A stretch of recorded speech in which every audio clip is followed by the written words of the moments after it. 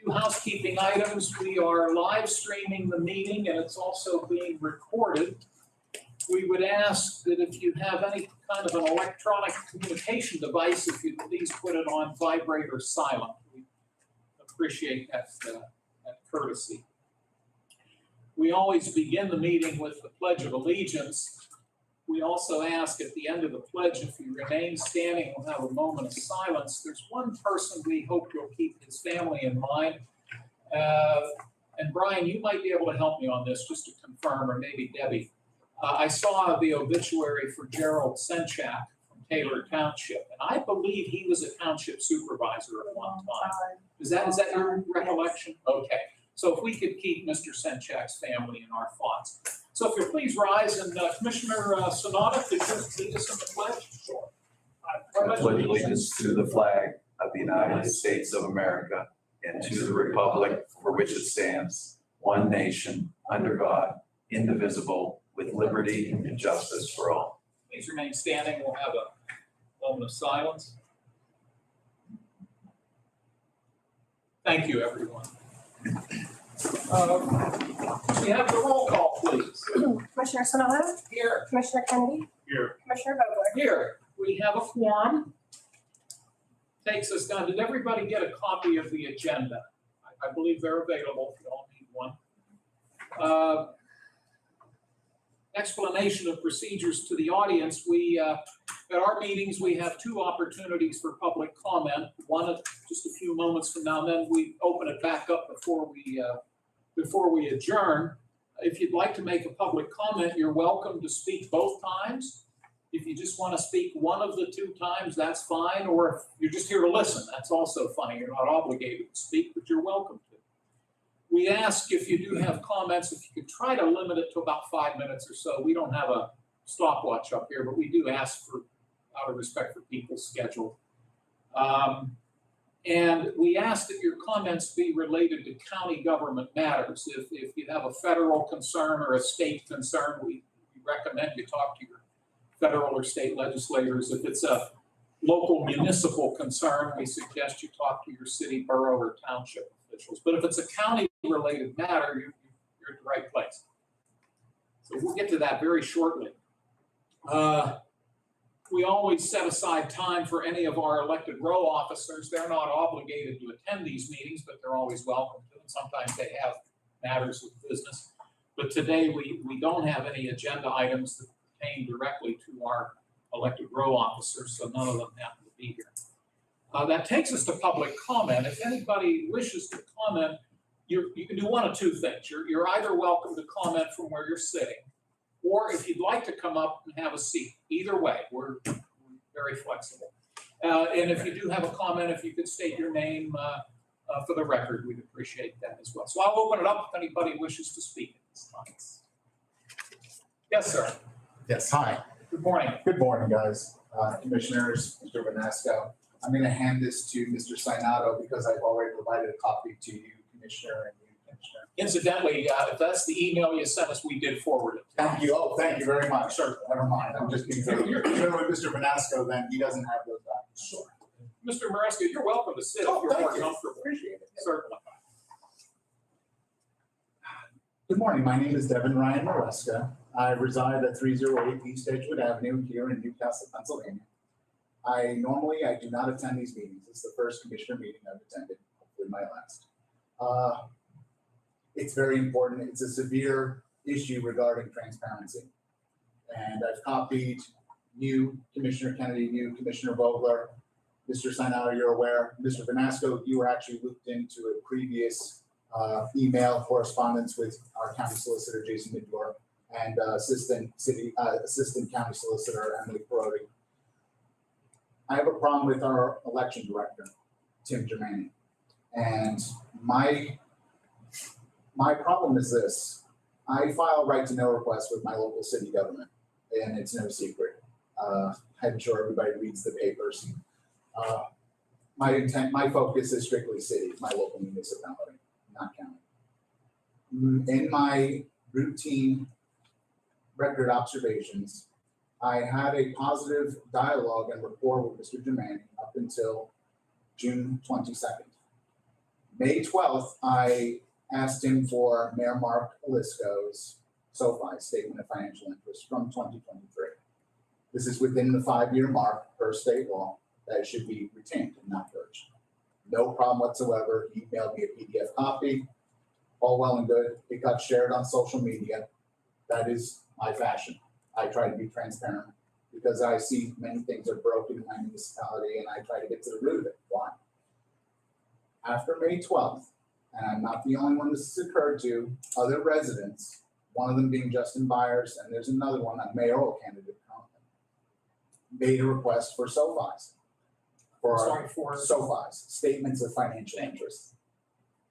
And they're being roadblocked, including myself, with boilerplate right to know law, instead of being forthcoming with the documents. First of all, election law supersedes right to know law. I don't understand why he clammed up. And it comes off as he's running interference. I'm just saying it out loud for everybody to hear. I copied Mr. Vanasco as the county administrator when I reached out to Jason Medor, the county solicitor. Response, refer to right to know law. None. Fortunately, Ms. Perotti stepped in as county solicitor. I don't know if she was wearing the hat of the assistant district attorney that day or not, to supersede Jason Medor, who's our county solicitor, top dog. But I was able to obtain Mayor Mark Olisco's 2019. I also asked for his 2015 statement of financial interest. Per state law, in 5 years, you're not supposed to have it. And they told me that. But in the same sense, come down and pick it up, the 2019. So when I picked up the document, and for the record, it showed that Mayor Mark Olisco lied on it. It's a pattern of abuse that I'm tracking personally. And the state is involved at this point as well. All right, the Office of the Attorney General. When I brought it up, how is it a mathematical impossibility that you can give me a document that is 7 years old, but you can't suddenly give me his 2015, 11-year-old document? You're being selective. And again, it's coming with that gatekeeping process. And I'm throwing that word out there, gatekeeping. I don't appreciate that. When I am thrown boilerplate case law to defend this, okay, well, again, it's election law. How are you able to give me a document that's so old here, but not here? Why are you playing interference? Another issue I brought up, and it was brought to my attention by party leadership, Republican Party leadership in the county, a candidate who is a perennial candidate, who somehow he's polling in the top 3. I'm not going to mention his name, but I've mentioned it in my emails to you guys, just out of respect to everybody at home. How he is polling in the top 3 in the last 3 election cycles, but for one of four city council seats, he yet somehow loses as soon as the mail-in ballots get tallied. Now, this is America, this is democracy. Votes get tallied. But when you have this man, Tim Germani, our election director, telling this candidate to his face, well, that seems strange. I don't know how you could not have won. Me, I'm a sheriff. I don't keep things to myself. I'm very loud and very vocal. This person is not so much. Reasons, I can't tell you why. But I've shared it with you guys personally in an email. This is disturbing. I shouldn't have to come up against this kind of interference. I shouldn't have to be told and go through a very long chain of emails to get something so simple as a piece of paper. Nobody should. And if that's true, even regarding remotely true about the mail-in ballots, well, you shouldn't be making statements like that as the election director. You should be scrutinizing if that's your job. I mean, I understand his job is ministerial when it comes to providing documents, but I could also make the argument, mostly everybody in this room, except for me, I'm a transplant from Florida, grew up here or lived here long enough. How do you not know a particular candidate hasn't served in office before for 12 years? How do you know he doesn't have an income? I mean, he worked for a school district for 30 years, yet you just blanketly sign off. It makes it sound as if it's in tandem, and I don't want to believe that, but that's how it comes on. But that's all I want. I want to call on you guys, as you county commissioners, your fiduciary responsibility is to oversee the election and voter services. I would investigate, strongly investigate this. Don't let this go. party leadership is aware, our state representatives are aware, and the state is aware, because I did report this to the Office of the Attorney General. Thank you very much for your time and consideration, Dennis. I appreciate it. Mr. Maresca, thank you. I want to particularly express our appreciation that you took the time to write to us through this email process. And you did give us, for lack of a better term, advance notification that you'd be here today. I appreciate that. You certainly weren't obligated to do that. So thank you for giving us this opportunity, not only to review what you have sent us in writing, but in addition, the comments that you've just made to us this morning. And what we will do is take both your comments now as well as the written documents and review them, discuss the matter with particularly our primary solicitor, Mr. Medor. Just to clarify a couple things, Attorney Sanchez Perotti, as you correctly noted, is the assistant or deputy county solicitor. One of the things we've given to her in terms of one of her responsibilities is to handle right to know requests. So she handles all of them that come in. The other thing, and I'm not going to hang on this technicality because that's all this is. Many of the matters that you talked about involve our voter services office. And you are correct. That is one of our departments that does report to this board. The technicality is it reports to us when we are considered the Board of Elections. Now, so today we're having a public meeting as the Board of Commissioners, and everything you did was appropriate. The technicality would have been I could have sat up here and said, well, we're not meeting today as the Board of Elections. You got to wait till the Board of Elections meet. We're not going to do that. We're not going to make you wait. That wouldn't be appropriate. But the county code is specific as it relates to giving the commissioners the responsibility and authority as the Board of Elections, which is somewhat separate from us being commissioners.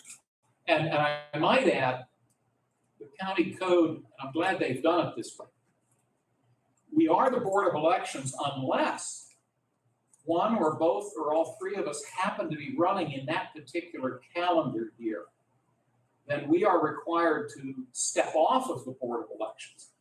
That may happen next year if one or both of these gentlemen choose to run for re-election. I'm not. I'm retiring at the end of next year. I got a year and a half left. So as such, since I'm not going to be on the ballot next year, I'm permitted to continue to serve as a member of the Board of Elections.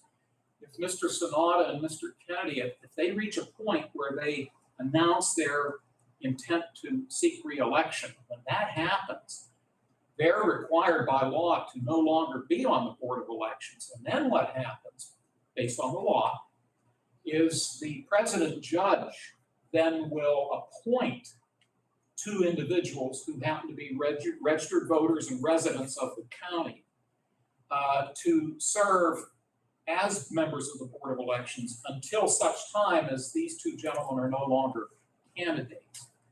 And it's even more specific. Mr. Sonata happens to be a registered Democrat. Mr. Kennedy is a registered Republican. So what the president judge would have to do in that case, one of the appointees will have to be a registered Democrat, and the other one will have to be a registered Republican to reflect the composition of the current board. So sorry to ramble on. I probably took more time telling you that than you did speaking to us.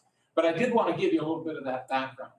So what we will do is, in consultation with our solicitor, we will once again review the documents that you were kind enough to send to us. We will take into account the remarks that you made today, and then you will get a response from us in writing. As soon as we're able to. I wish I could say it's going to happen tomorrow. I don't think it's going to happen tomorrow, but as soon as we're able to, we will provide you a response in writing. Let me see if either of my colleagues have anything they would wish to add. Thank you, Mr. Sonata. No, but I just, thank you.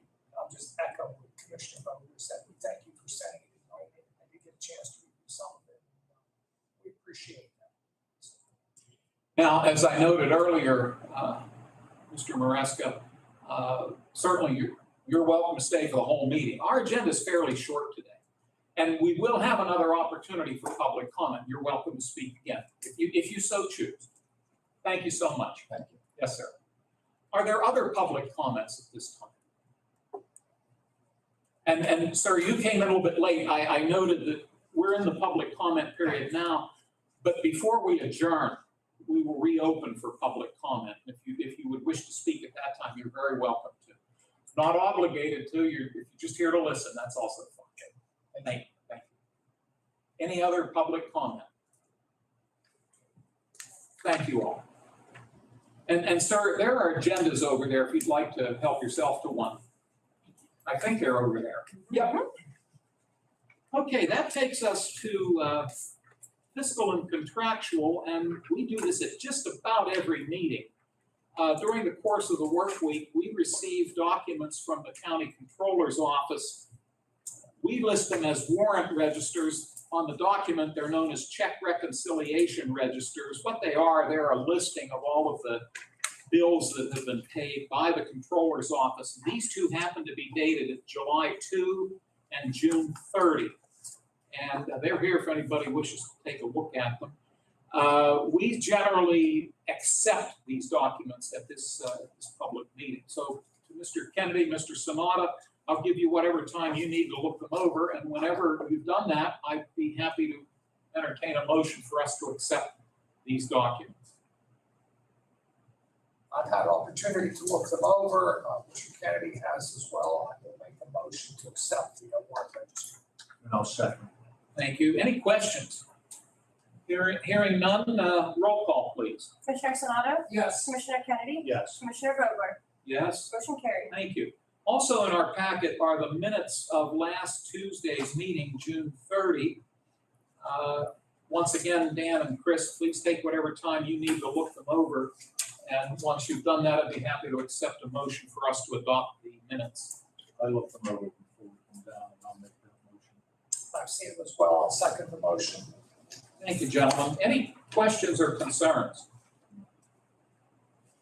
Hearing none, we'll do a roll call, please. Commissioner Sonato? Yes. Commissioner Kennedy? Yes. Commissioner Vogler? Yes. Motion carried. Thank you. Since we've last met, we've received two documents that we'd like to enter into the record under written communications. The first is from Frank B. Taylor Engineering, which is based here in Lawrence County. Nathaniel McIntyre has signed this document, and it was submitted to both the commissioners and the county planning department.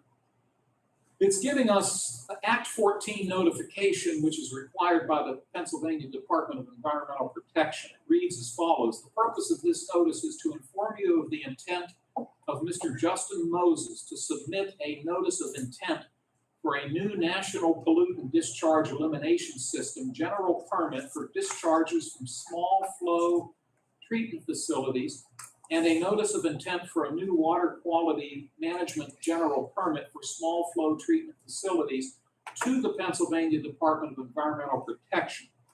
This is for the following.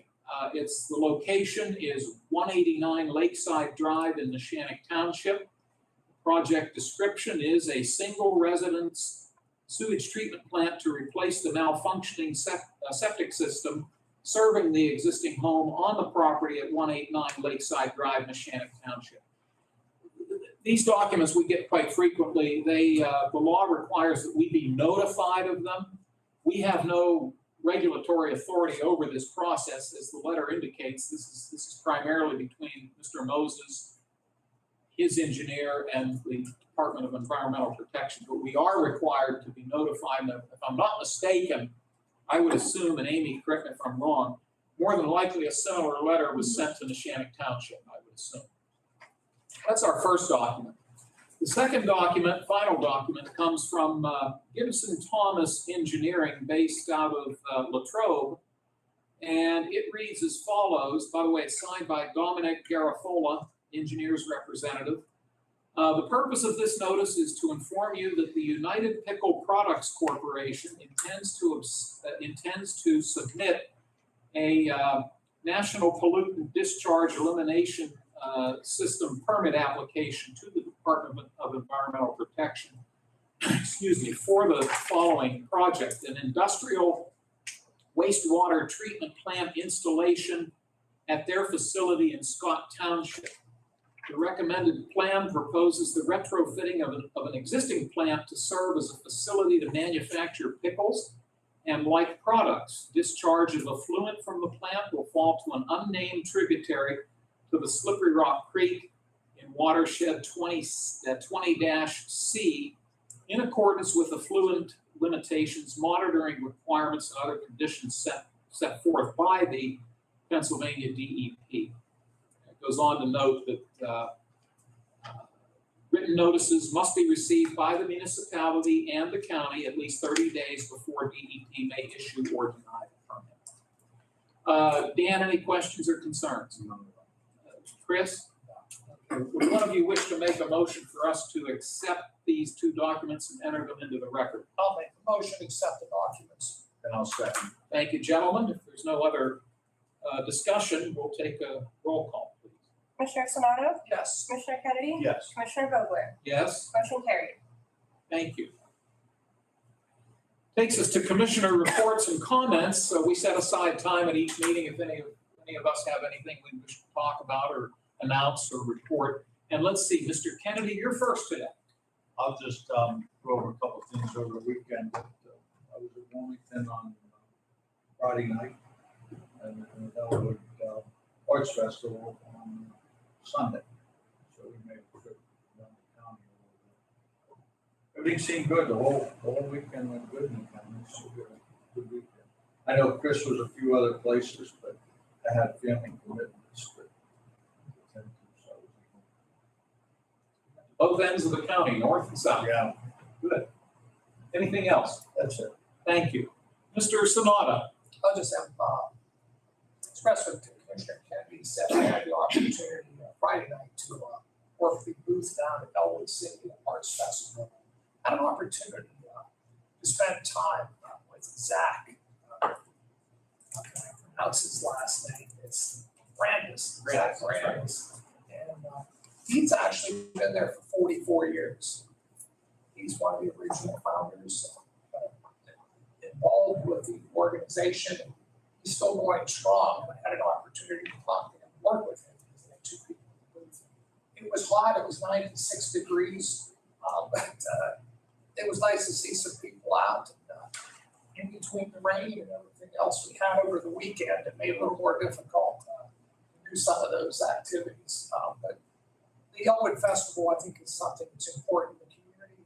It's for arts, it's everything. And, people from all over the county came down. That's what was nice about it, the chance to see everybody. That's pretty much all I have for today. I know that we've got another event with the hospital. I'll let you talk about that. Oh, okay. Thank you, Chris. I'm up.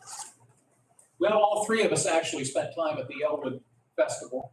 My turn was on Saturday afternoon. We each helped at the information booth. We volunteered some of our time to assist people at the information booth.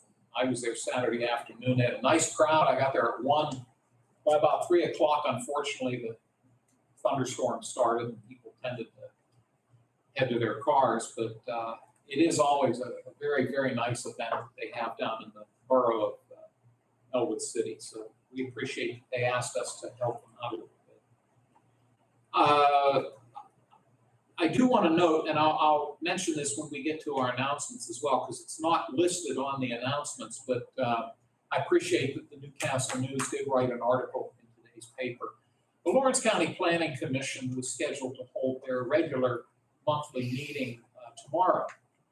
And they had one agenda item for consideration, and the applicant last week requested a delay in the review of that proposal. So accordingly, there was no, since that matter was withdrawn from the agenda, there were no other agenda items upon which the commission would need to vote. So the decision was made by the planning office to cancel tomorrow's planning commission meeting. More than likely, a month from now, it would be the second Wednesday in August. Planning Commission is, as of now, will be meeting at the Plain Grove Township Municipal Building at noon, and that's open to the public. But I appreciate the Newcastle News writing the fact that meeting tomorrow has been canceled. And then Mr. Sonata referenced, we've been invited at 11:30, UPMC Jameson up on the North Hill is having a ceremony. You'll both have to help me. I think they have a new piece of equipment that's MRI. There was a second piece. I can't remember what that second. CAT scan. Does that sound right? So they're unveiling these new, probably very expensive pieces of tech. $7 million. So we'll be heading up to Jameson. We appreciate that they invited us. I'm going to make a quick editorial comment. I appreciate so much that when UPMC took over the Jameson, they kept that name. I've always been grateful that they didn't eliminate the word Jameson, because there was a gentleman named David Jameson back in the 1920s who donated a lot of money for the formation of that hospital. So I've always respected the fact that they kept the name. So thank you for allowing me to editorialize. New business. Amy McKinney, our planning director, is with us, and she has a proposal that ties in with the Newcastle Public Library, and one of the board members from the library, Mr. Joseph Ambrosini, is also with us. Could you there are two chairs. Would you folks mind coming up front, please? And while they're doing that, Ryan, what number do we give this? This is number 148. 148, thank you. This is proposed resolution 148. And the library is looking towards upgrading their existing heating and cooling system. And this involves a grant, which apparently and I'll let you folks explain, but the grant necessitates the county playing a role, if I'm not mistaken. So let me turn it over to the two of you, and you can give us all the background, if you would, please. Yeah, the county is the actual applicant. We receive the fund, but it'll be a pass-through grant to the Newcastle Library. So since the contract is between the county and the state, we need to follow county procurement procedures, which require us to pass a resolution, advertise, and for the bids to be open in a public setting, which is stated in the resolution. It's set to be open on Tuesday, August 4th. And if I'm reading the resolution correctly, the State Department with whom we would be dealing would be the Pennsylvania Department of Community and Economic Development, specifically their Keystone Grant Program. And as you noted, the intent is to advertise for bids on July 14 and bids being due on August 4, and the county controller will come in and open those bids. Yep. Thank you. Mr. Ambrosini, we're always pleased to have you join us. I appreciate it. Thank Do you have more to add? No, the only thing I will say is I'm going to take this opportunity to thank all of you for all the support for the Newcastle Public Library, as well as the county library board, the federated system. So money's not running rampant at the library, so all the help and assist that you give to us is very much appreciated. Amy, I want to thank you for putting this all together, because I would have been totally lost. But I think everything was said that needed to be said. It is a bid process that we're going to go out for a chiller and a heating rooftop replacement. If you haven't heard, last week we had to close for 2 or 3 days. This week's another story, so it's because of we don't have the proper cooling in the library right now. So this went together rather quickly, and like I said, I know Amy worked with our architect and engineering firm, and this is why we're here today. So thank you. Oh, you're most welcome, and for the benefit maybe of the folks watching, or perhaps for some of the folks in the room, Pennsylvania law permits counties to levy, as part of the property tax, a dedicated tax towards public libraries within the county. And there's a gentleman in the room who was instrumental in that back in the 90s, if I'm not mistaken, former Commissioner Brian Burek. It was under your term and two of your colleagues that library tax was implemented. And it's collected as part of the property tax statements that go out by the treasurer's office. It is then divided amongst the 3 libraries that are located in the county. The Newcastle Public Library, which is in downtown Newcastle. The Public Library in the borough of Elwood City on Lawrence Avenue. And the F.B. Campbell Memorial Library on the Bessemer Hillsville Road in North Beaver Township. So each year, we're able to make an allocation to those 3 very important organizations in our county. So, and we're happy to, I'm sure I speak for Chris and Dan to say we're very happy to help you in this process. Let me see if Mr. Sonata has questions. No, Joe, the funding's all there for the system. Yeah, we're actually in the process right now looking at a couple different options for the matching fund part of the grant.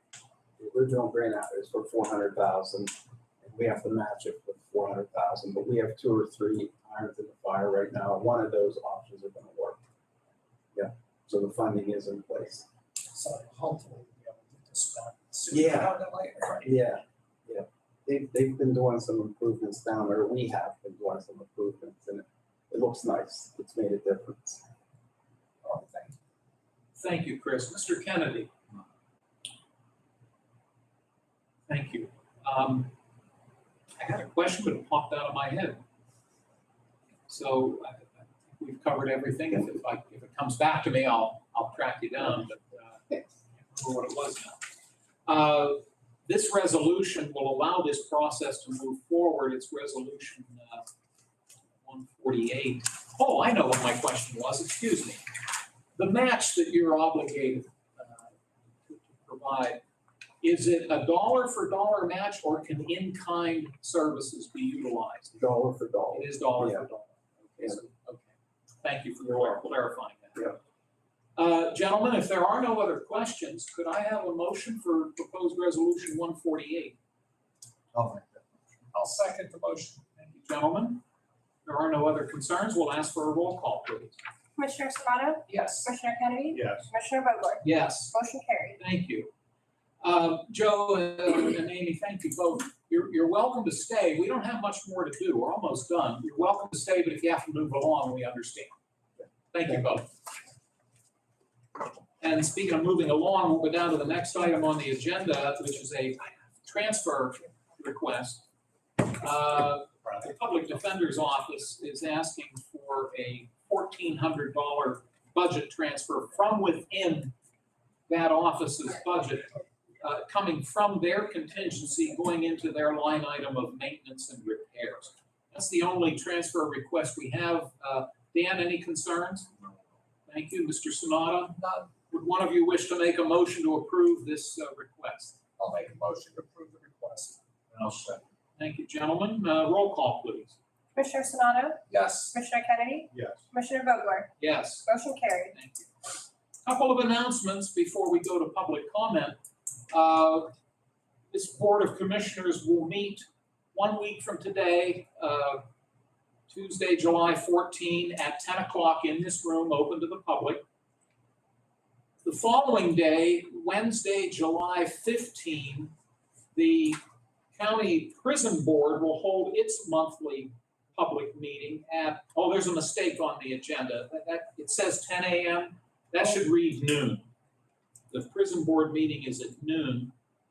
For the benefit of people watching, state law stipulates that a county that has a jail, there are a couple of counties, very small counties, that don't have a jail. They share space with a neighboring county, but those counties that have a jail are required to have a prison board that oversees the operation of the jail. But it's not just the 3 commissioners. There's a bit of a misconception that it's only the 3 commissioners. We're actually a part of a 7-member board based on state law that consists of the president judge, the district attorney, the county controller, the sheriff, and 3 of us.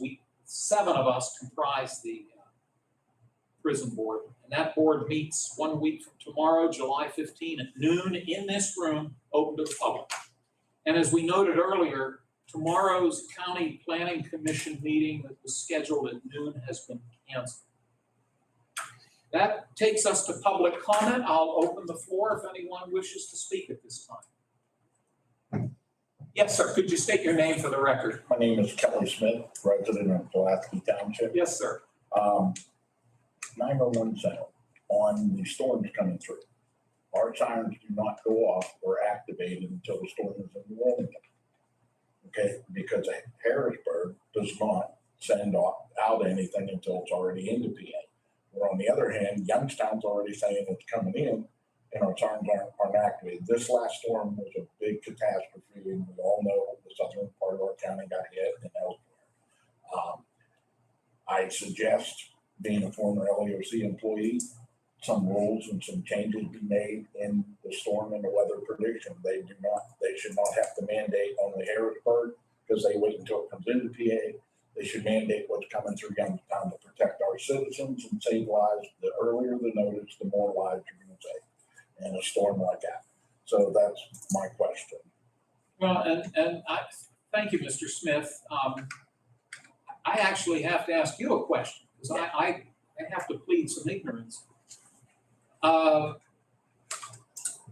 First of all, have you had a chance at all to discuss your concern with Mr. Strobel, our public safety director? We've had multiple conversations. Okay, And I'm glad they're like, you guys are in charge. They're a regular, I mean, because he's following the protocol of Pennsylvania, yes. but our residents are our main concern. When our signs blow, and I know Mr. Kennedy can vouch for it, the storm's in Wilmington. Yep. I'm also a Pulaski Township supervisor, Yes, sir. so I deal with our people are like, how come their signs ain't blowing? And That being said, I'm guessing that the agency on the state level, more than likely, is the Pennsylvania Emergency Management Agency, PEMA. Correct. And we can do this, but I have to ask you if you've had any opportunity, since that's a state agency, have you had conversations with not. either Representative Brown Yes, or yes. Senator Brooks? Mother's also working on another issue with our lacking ambulance services in the county, where we have 8 units sitting on the line. And they're sitting right there on the Coatesville line, Yep. right at TikTok. Yep. They can't cross that line. Yep. It's something the county should look at. You all know we have a limited ambulance service. Right. And our residents pay the most when they bring a union out of Elwood City to Pulaski Township. That is ridiculous. And it's been going on for years. And my recollection of state law is that, of course, the ambulance companies that you're referring to are all privately owned. But I'm glad to hear you've talked with Representative Brown about Yes. this, because obviously at the state level, she has a good deal more authority to interact with PEMA than we do. And, so I'm glad you've spoken with her. Yeah, I wanted to bring it up to you folks too, because it needs to be an eye opener for the county, because when you lose a life due to either the storm or Yep. lack of EMS, it's tough to swallow when it's in your township or municipality. And it just seems like common sense. If there's a big storm happening in eastern Ohio,